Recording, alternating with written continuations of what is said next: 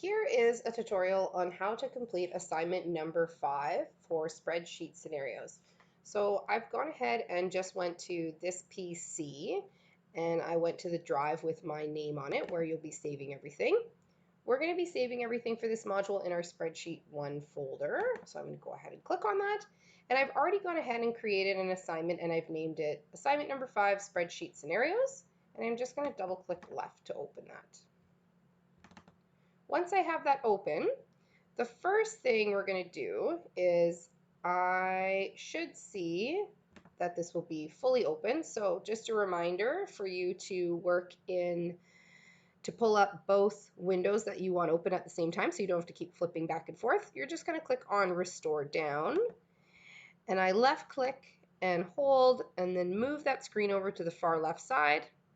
That is going to allow me then to have pulled up my assignment with my values. So when you have to input your data, it's easy for you to do. You don't have to keep flipping back and forth. This is our first scenario, North Shore travel, and we have to input all of the information in the chart. So there's no quick way to do this with the way this has been formatted in Word. So we have to simply type it in.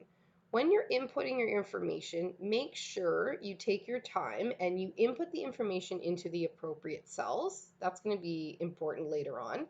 So for instance, when I click on North Shore Travel, the title of this budget, I can see right up in here, this is called the name box. It tells me what cell I'm writing my writing in.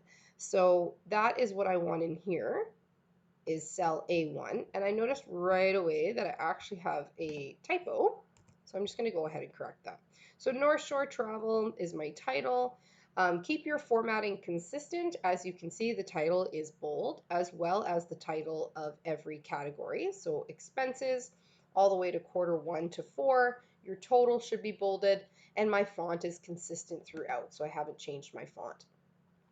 For recording your actual totals in here, we're going to be recording them in red as well as in red at the bottom. To put a dash in, all you need to do, as you can see, is a 0. So you don't have to put the actual symbol a dash, you're just going to put a 0 and it will automatically dash it for you. When we're working with currency, we don't want to input the $sign, so we don't want to go Shift 4 and input our $sign. What we want, so if we were to put the value 5,000, what we want is we actually want to, before all of this formatting is already done for me, because I went ahead and pre-entered it, but if I left click and highlight all my values, and I would do it for my totals as well. So in here, I have all my values selected. I'm going to go up to here, accounting number format, and then we would click Canadian.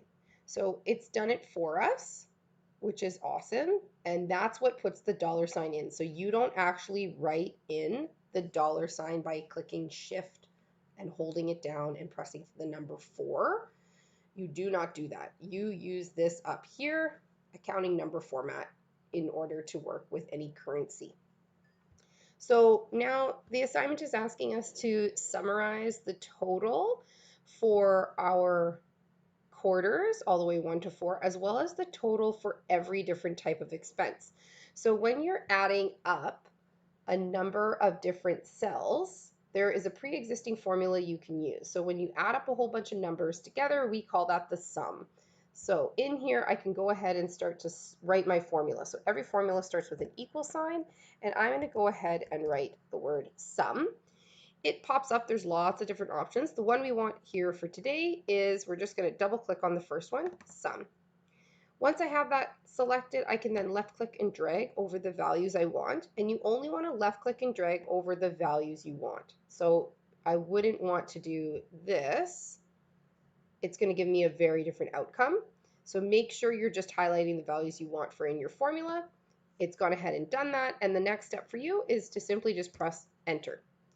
If you get something like this, and you get a whole bunch of number signs, all you need to do is readjust your width of your columns, and that's all it is. The number and the value is still in there. It's been formulated.